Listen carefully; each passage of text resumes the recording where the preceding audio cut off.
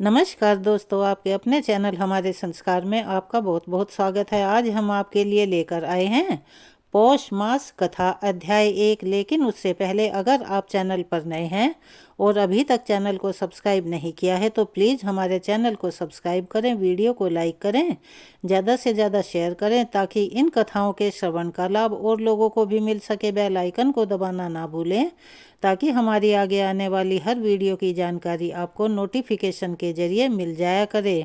परम पिता परमेश्वर की कृपा आप सभी पर हमेशा बनी रहे। आपके छोटे छोटे से प्रयास हमारे लिए काफ़ी मददगार साबित होते हैं। कमेंट्स बॉक्स में जय श्री कृष्णा हर हर महादेव लिखना ना भूलें। पौष का महीना, जिसे कि पौष, पूस या आम भाषा में पोह के नाम से भी जाना जाता है, यह महीना धर्म और साधना का अनूठा संगम है। पौष के महीने में पूजा पाठ का, भक्ति भाव का जो भी स्थान रहता है वह अनुपम होता है और इसके प्रभाव से जो भी भक्त इस महीने में पूजा पाठ करते हैं, सच्चे मन से भगवान का स्मरण करते हैं, उनके मन को शीतलता और एक अनोखी ऊर्जा मिलती है। इस महीने में तपस्या का, दान का, अच्छे कर्मों का, अपने पितरों और पूर्वजों के निमित्त पिंड दान और तर्पण करने से उसका कई हजार गुना फल ज़्यादा मिलता है। आज हम आपको इस दिव्य कथा के माध्यम से अपने जीवन को पवित्र और भक्ति की ओर ले जाते हैं। हिंदू धर्म में सभी महीनों का अपना विशेष महत्व होता है। हमारे सनातन धर्म और हिंदू कैलेंडर के अनुसार पौष का महीना 10वां महीना होता है। हिंदू धर्म में हर महीने का नाम नक्षत्रों के ऊपर आधारित होता है। पौष माह की पूर्णिमा पर चंद्रमा पुष्य नक्षत्र में होता है, इसीलिए इस महीने को पौष मास के नाम से जाना जाता है।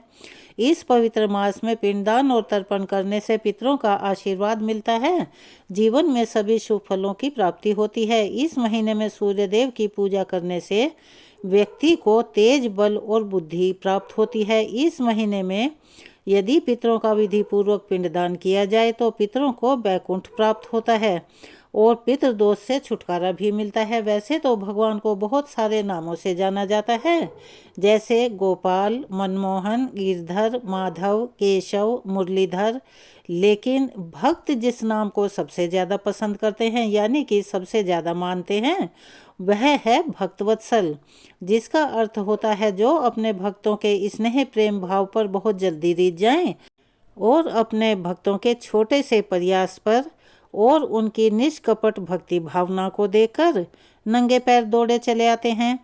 फिर हम चाहे इन सभी भक्तों की बात करें, जैसे कि भक्त शिरोमणि प्रहलाद की तपस्या की, भीलकुल में जन्मी हुई माता शबरी के प्रेम की, चाहे सदना कसाई के कपट रहित भाव की, या फिर मीराबाई की अनन्य भक्ति की, भगवान ने हर बार अपनी भक्त वत्सलता साबित की है।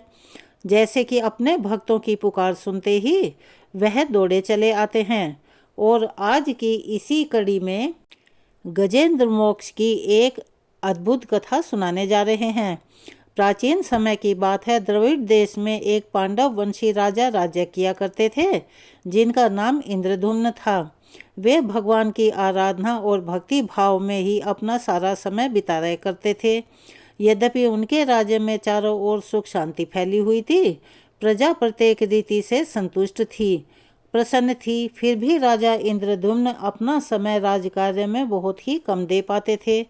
उनका कहना था कि भगवान विष्णु ही मेरे राज्य को देखभाल करते हैं और वे ही मेरे राज्य की व्यवस्था करते हैं, इसीलिए वे अपने इष्ट परम प्रभु की उपासना में सदा लीन रहा करते थे।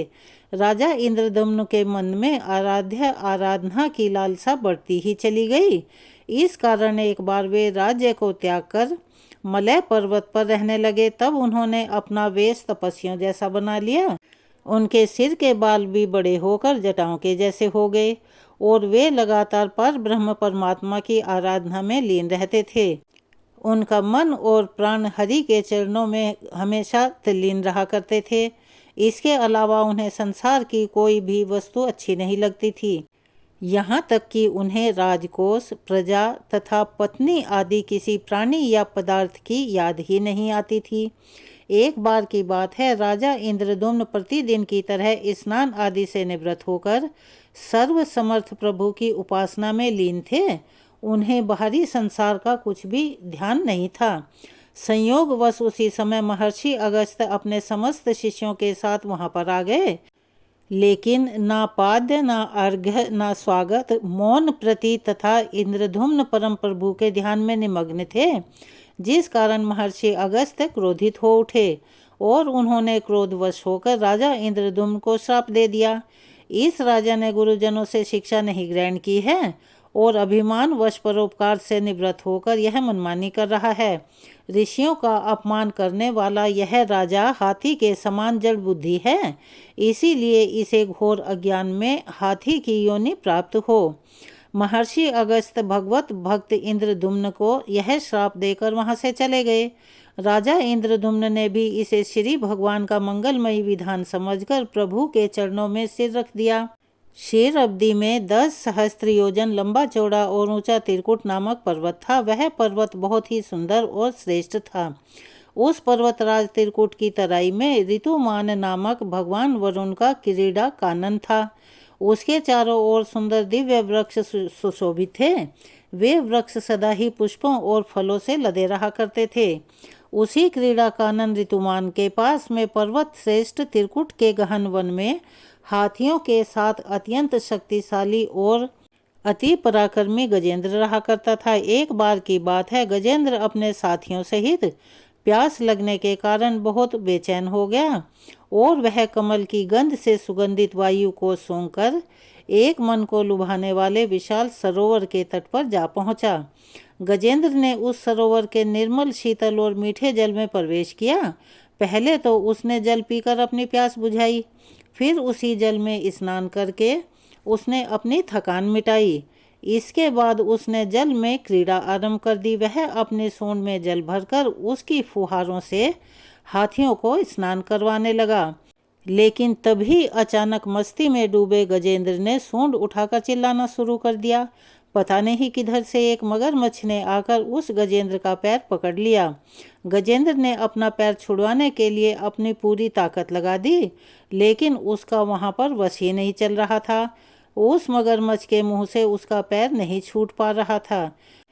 अपने स्वामी गजेंद्र को ग्रहग्रस्त देखकर हथनिया और जो अन्य हाथी वहां पर थे वे सभी व्याकुल हो उठे और सूंड उठाकर जोर जोर से चिंघाड़ने लगे। गजेंद्र को बचाने के लिए सरोवर के भीतर बाहर दौड़ लगाने लगे। उन्होंने अपना अथक प्रयास किया, लेकिन सफल नहीं हो पा रहे थे। वस्तुतः महर्षि अगस्त्य के शाप से राजा इंद्रद्युम्न ही गजेंद्र हो गए थे और गंधर्व श्रेष्ठ हुहु महर्षि देवल के शाप से ग्रह हो गए थे। वे भी अत्यंत पराक्रमी थे। दोनों के बीच इस प्रकार संघर्ष चलता रहा। गजेंद्र खुद को बाहर खींचता और वह मगर गजेंद्र को वापस भीतर खींच लेता। सरोवर का जो निर्मल जल था उनकी दोनों की खींचातानी और संघर्ष से गंदा हो गया था। कमल दल सारे टूट फूट गए थे। जल के अंदर रहने वाले जल जंतु सभी व्याकुल हो उठे थे। गजेंद्र और ग्रह का यह संघर्ष 1 सहस्त्र वर्षों तक चलता रहा। वे दोनों जीवित ही रहे। यह दृश्य देखकर देवगण चकित हो गए। अंततः एक दिन गजेंद्र का शरीर कमजोर पड़ गया। उसके शरीर में शक्ति और उत्साह की कमी हो गई, किंतु जलचर होने के कारण ग्रह की शक्ति में कोई कमी नहीं आई। उसकी शक्ति बल्कि और बढ़ गई थी। वह नवीन उत्साह के साथ और अधिक ताकत लगाकर गजेंद्र को पानी के अंदर खींचने लगा। असमर्थ गजेंद्र के प्राण अब संकट में पड़ गए। उसकी शक्ति और पराक्रम का अहंकार चूर चूर हो गया था। वह पूरी तरह से निराश हो चुका था, किंतु पूर्व जन्म के निरंतर भगवत आराधना के फलस्वरूप उसे भगवान की स्मृति हो आई। उसने निश्चय किया कि मैं कराल काल के भय से चराचर प्राणियों के शरण सर्व समर्थ प्रभु की शरण ग्रहण करता हूँ। इस निश्चय के साथ ही गजेंद्र मन को एकाग्र कर पूर्व जन्म के सीखे श्रेष्ठ स्तोत्र द्वारा परम प्रभु की स्तुति करने लगा। गजेंद्र की स्तुति सुनकर सर्वात्मक रूप भगवान विष्णु प्रकट हो गए। गजेंद्र को पीड़ित देखकर भगवान विष्णु गरुड़ पर आरूढ़ होकर अत्यंत तेजी से उस सरोवर के निकट तट पर जा पहुँचे। जब जीवन से निराश और पीड़ा से छटपटाते गजेंद्र ने हाथ में चक्र लिए हुए भगवान विष्णु को तेजी से अपनी ओर आते हुए देखा, उसने एक कमल का सुंदर पुष्प अपने सूंड में लेकर ऊपर उठाया और बड़े कष्ट से कहा, हे नारायण, हे जगत गुरु, हे भगवान, आपको नमस्कार है। गजेंद्र को इस प्रकार पीड़ित देखकर भगवान विष्णु गरुड़ की पीठ से कूद पड़े और गजेंद्र के साथ उस ग्रह अर्थात मगरमच्छ को भी सरोवर से बाहर खींच लिया और तुरंत ही अपने तीक्ष्ण चक्र से ग्रह का मुंह फाड़कर गजेंद्र को मुक्त कर दिया। इस दृश्य को देखकर ब्रह्मा आदि देवगण भी हरि की प्रशंसा करते हुए उनके ऊपर स्वर्ग से ही पुष्पों की वर्षा करने लगे। सिद्ध और ऋषि महर्षियों ने पर ब्रह्म पर भगवान विष्णु का गुणगान करने लगे, जय जयकार करने लगे। ग्रह दिव्य शरीरधारी हो गया। उसने श्री विष्णु के चरणों में सिर रखकर प्रणाम किया और भगवान विष्णु के गुणों की प्रशंसा करने लगा। भगवान विष्णु के मंगलमयी वरद हस्त के स्पर्श से पाप मुक्त होकर अभिशप्त हु गंधर्व ने प्रभु की परिक्रमा की और उनके त्रिलोक वंदित चरण कमलों में प्रणाम कर वह अपने लोक को चला गया। भगवान विष्णु ने गजेंद्र का उद्धार कर उसे अपना पार्षद बना लिया। गंधर्व, सिद्ध और देवगण उनकी लीला का गान करने लगे।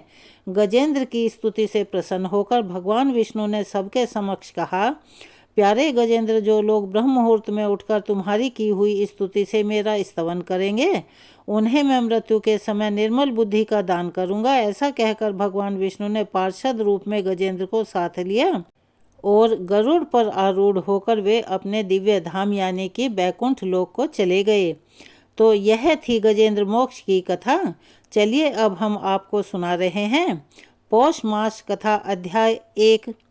देव ऋषि नारद श्री नारायण जी के सन्मुख पहुँचे और नारायण नारायण कहकर उनसे विनम्र स्वर में इस प्रकार कहने लगे कि हे भगवान, अब मैं गणेश खंड को, जो मनुष्यों के लिए संपूर्ण मंगलों का भी मंगल स्वरूप और गणेश जी के जन्म वृतांत से परिपूर्ण है, वह सुनना चाहता हूँ। हे जगदीश्वर, भला पार्वती जी के शुभ उदर से सुरश्रेष्ठ गणेश जी की उत्पत्ति कैसे हुई, अर्थात वो कैसे पैदा हुए? किस प्रकार पार्वती देवी ने ऐसे पुत्र को प्राप्त किया? श्री गणेश जी देवता के अंश से उत्पन्न हुए थे, उन्हें जन्म क्यों लेना पड़ा? वे अयोनिज थे या किसी गर्भ से उत्पन्न हुए थे? उनका ब्रह्म तेज कैसा था? वे कितने ज्ञानी थे और उनका यश कितना था? और जगदीश्वर नारायण शंभु और ब्रह्मा जी के रहते हुए संपूर्ण विश्व में सबसे पहले उन्हीं की पूजा क्यों की जाती है? वे हाथी के मुख वाले, एक दंत और विशाल तोंद वाले कैसे बन गए? हे महाभाग, पुराणों में उनके रहस्य में जन्म वृतांत का वर्णन किया गया है। आप उस परम मनोहर और अत्यंत विस्तृत चरित्र को पूर्ण रूप से वर्णन कीजिए, क्योंकि उसे सुनने के लिए मुझे बहुत कौतूहल हो रहा है। श्री नारायण ने कहा, नारद, मैं उस परम अद्भुत रहस्य का वर्णन करता हूँ, सुनो।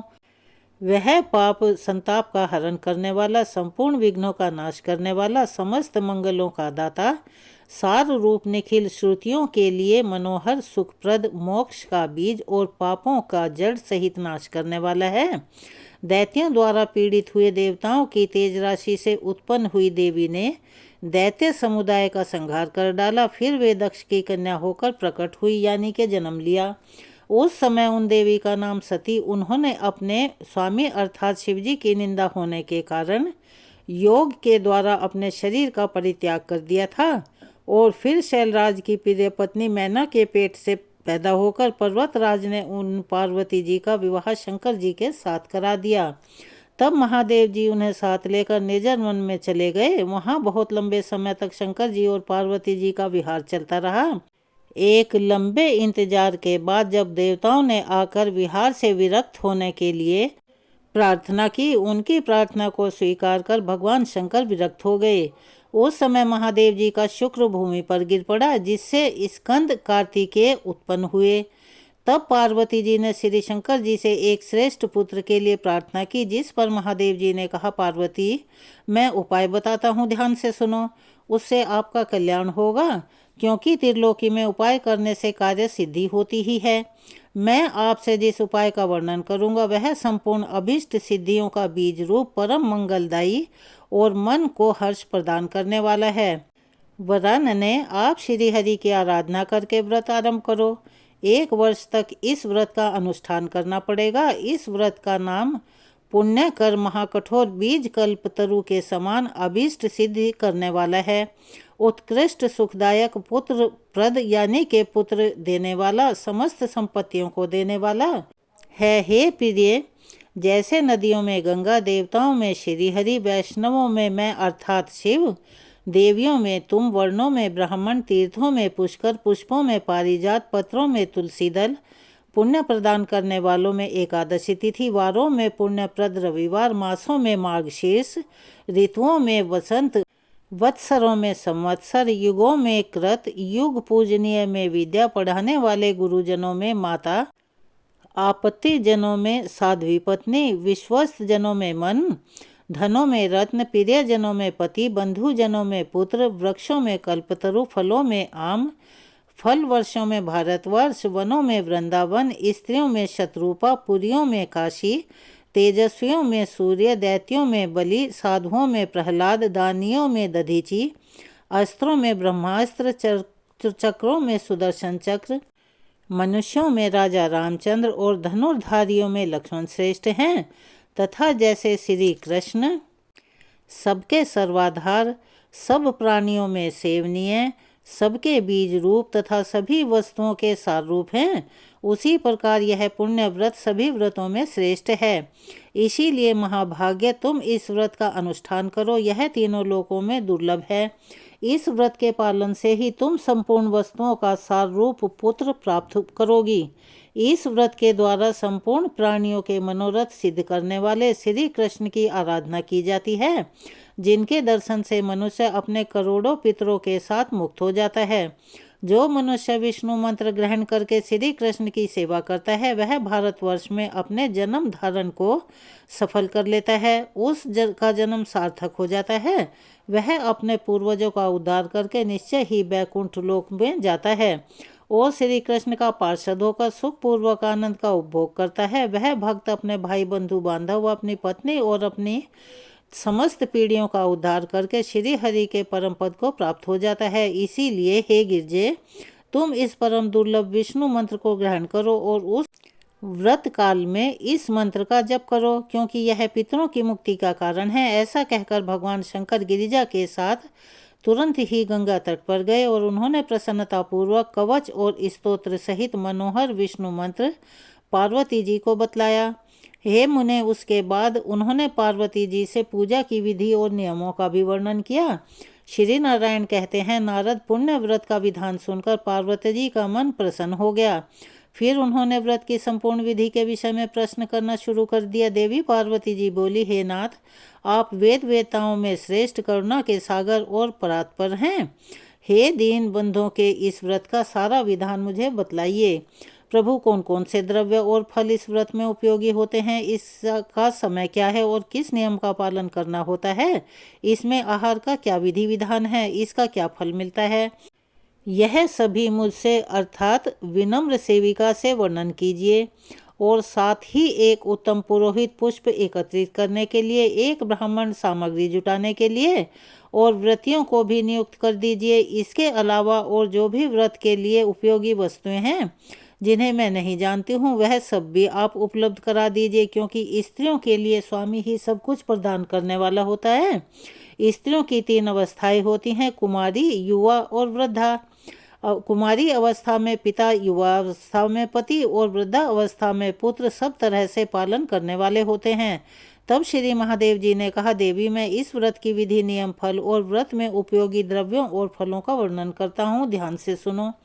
इस व्रत के हेतु मैं फल और पुष्प लाने के लिए 100 शुद्ध ब्राह्मणों को, सामग्री जुटाने के लिए 100 व्रतियों को और बहुसंख्यक दासियों को और पुरोहित के स्थान पर सनत कुमार जी को, जो संपूर्ण व्रतों की विधि के ज्ञाता, वेद वेदांत के पारंगत, विद्वान हरि भक्तों में श्रेष्ठ ज्ञानी यानी कि मेरे ही समान हैं, नियुक्त करता हूँ। तुम इन्हें ग्रहण करो। देवी, शुद्ध समय आने पर परम नियम पूर्वक व्रत का अनुष्ठान करना चाहिए। प्रिय, माघ मास की शुक्ल त्रयोदशी तिथि के दिन इस व्रत का आरंभ शुरू हो जाता है उत्तम व्रती को चाहिए कि वह व्रत आरंभ करने से पहले दिन उपवास करें और शरीर को अत्यंत निर्मल करके यत्न पूर्वक वस्त्र को धोकर स्वच्छ कर दें। फिर दूसरे दिन सुबह जल्दी उठ जाएं और मुख को शुद्ध करके निर्मल जल में स्नान करें। फिर हरि स्मरण पूर्वक आचमन करके पवित्र हो जाएं। फिर भक्ति सहित श्री हरि को अर्घ्य देकर शीघ्र ही घर पर लौटकर आ जाएं। वहां धुली हुई धोती और चादर धारण करके पवित्र आसन पर बैठें। फिर आचमन करके तिलक धारण करके अपना नित्य कर्म समाप्त करें। फिर पहले प्रयत्न पूर्वक पुरोहित का वरण करें, स्वस्ति वाचन पूर्वक कलश की स्थापना करें। फिर वेद विहित संकल्प करके इस व्रत का अनुष्ठान करें। फिर सुहाग और श्रृंगार आदि की सामग्री सहित समर्पित करने की बात कहकर शंकर जी पुनः बोले, देवी पुत्र प्राप्ति के लिए कुष्मांड, नारियल, जामवीर फल और श्रीफल, इन फलों को श्री हरि के आगे अर्पित करें। फिर श्री हरि की प्रसन्नता के लिए नाना प्रकार के स्वादिष्ट और मधुर नैवेद्य का भोग लगाएं। हे सुव्रते, इस व्रत में श्री हरि को प्रसन्न करने के लिए भक्ति सहित तुलसी दल से संयुक्त अनेक प्रकार के पुष्प निवेदित करें। व्रती को चाहिए कि वह व्रत काल में जन्मांतर में अपने धन धान्य की समृद्धि के लिए हर दिन 1 सहस्त्र ब्राह्मणों को भोजन करवाए। देवी प्रतिदिन पूजन काल में पुष्पों से भरी हुई 100 अंजलियां अर्पित करे और भक्ति की वृद्धि के लिए 100 बार प्रणाम करे। सुव्रत काल में 6 महीने तक हविष्य अन्न, 5 महीने तक फलाहार और 1 पक्ष तक हवि का भोजन करें और 1 पक्ष तक केवल जल पीकर ही रहना चाहिए। अग्निदेव के लिए 100 अखंड रत्न दीपों का दान करना चाहिए। रात में कुशा का आसन बिछाकर नित्य जागरण करना उत्तम माना जाता है। देवी इस प्रकार व्रत के भली भांति पूर्ण होने पर फिर व्रत का उद्यापन करना चाहिए। उस समय 360 डलियां जो वस्त्रों से ढकी हुई और भोजन के पदार्थ यज्ञोपवीत और मनोहर उपहारों से सजी हुई हों दान करनी चाहिए। 1360 ब्राह्मणों को भोजन और 1360 तिल की आहुतियां देने का भी विधान है। फिर व्रत समाप्त हो जाने पर विधि पूर्वक 1360 स्वर्ण मुद्राओं की दक्षिणा भी दी जानी चाहिए। इसके अलावा व्रत समाप्ति के दिन दूसरी दक्षिणा भी बतलाऊं देवी। इस व्रत का फल यही है कि श्री हरि में भक्ति दृढ़ हो जाती है और श्री हरि के समान तीनों भवनों में विख्यात पुत्र उत्पन्न होता है और सौंदर्य, पति, सौभाग्य, ऐश्वर्य और अतुलनीय धन की प्राप्ति भी होती है। इसीलिए हे देवी, आप भी इस व्रत का अनुष्ठान करो, साध्वी आपको पुत्र उत्पन्न होगा। ऐसा कहकर भगवान शिव मौन हो गए। आज की कथा को हम यहीं विराम देते हैं। चलिए अब सब मिलकर पाठ करते हैं सूर्य चालीसा का। कनक बदन कुंडल मकर मुक्ता माला अंग, पद्मासन स्थित ध्याइये शंख चक्र के संग। जय सविता जय जयति दिवाकर, सहस्त्रांशु सप्ताश्वती मिरहर। भानु पतंग मारीचि भास्कर, सविता हंस सुनूर विभाकर। विवस्वान आदित्य विकर्तन, मारतंड हरि रूप विरोचन। अंबर मणि खग रवि कहलाते, वेद हिरण्य गर्भ कह गाते। सहस्त्रांशु प्रद्धोतन, कही कही मुनिगण होत प्रसन्न मोद लही। अरुण सदृश सारथि मनोहर, हाँकत है साता चढ़ी रथ पर। मंडल की महिमा अति न्यारी, तेज रूप केरी बलिहारी। उच्च श्रवा सदर्श है जोते, देखी पुरंदर लज्जित होते। मित्र मारीचि भानु अरुण भास्कर, सविता सूर्य अर्क खग कलिहर। पूषा रवि आदित्य नाम लय, हिरण्य गर्भाय नमः कही के। द्वादश नाम प्रेम सो गावे, मस्तक 12 बार नवावे। 4 पदारथ सो जन पावे, दुख दारिद्र अघ पुंज नसावे। नमस्कार को चमत्कार यह, विधि हरिहर को कृपा सार यह। सेवो भानु तुम ही मन लाई, अष्ट सिद्धि नव निधि ही पाई। 12 नाम उच्चारण करते, सहस जन्म के पातक टरते। उपाख्यान जो करते, तब जन रिपु सो जन्म लहते। सोते ही छन छन सुत जुत परिवार बढ़तु है, प्रबल मोह को फंद कटतु है। अर्क शीश को रक्षा करते, रवि ललाट पर नित्य विहरते। सूर्य नेत्र पर नित्य विराजत, कर्ण देश पर दिनकर छाजत। भानु नासिका वास करहु, नित भास्कर करत सदा मुख को हित। ओठ रहें परजन्य हमारे, रसना बीच तीक्ष्ण बस प्यारे। कंठ सुवर्ण रेत की शोभा, तिग्म तेजसः कांदे लोभा। पूषा बाहु मित्र पीठ ही पर, त्वष्टा वरुण रहम सुउष्ण कर। युगल हाथ पर रक्षा कारण, भानुमान उर सर्म सुउदरचन। बसत नाभि आदित्य मनोहर, कटि महहंस रहत मन मुदभर। जंघा गोपति सविता बासा, गुप्त दिवाकर करत हुलासा। विवस्वान पद की रखवारी, बाहर बसते नित तमहारी। सहस्त्रांशु सर्वांग सम्हारे, रक्षा कवच विचित्र विचारे। अस जोज जन अपने मन माही, भय जग बीज करहु तेहि नाही। दरिद्र कुष्ठ तेहि कबहु न व्यापे, जो जन या को मन मह जापे। अंधकार जग का जो हरता, नव प्रकाश से आनंद भरता। ग्रह गण ग्रसी न मिटावत जाही, कोटि बार मैं प्रणमोताही। मंद सदर्श सुत जग में जाके, धर्म राज सम अद्भुत बाके। धन्य धन्य तुम दिन मनि देवा, किया करत सुर मुनि नर सेवा। भक्ति भाव युत पूर्ण नियम सो, दूर हटत सो भव के भ्रम सो। परम धन्य सो नर तन धारी, है प्रसन्न जेहि पर तमहारी। अरुण माग मह सूर्य फाल्गुन, मध्य वेदांग नाम रवि उदय।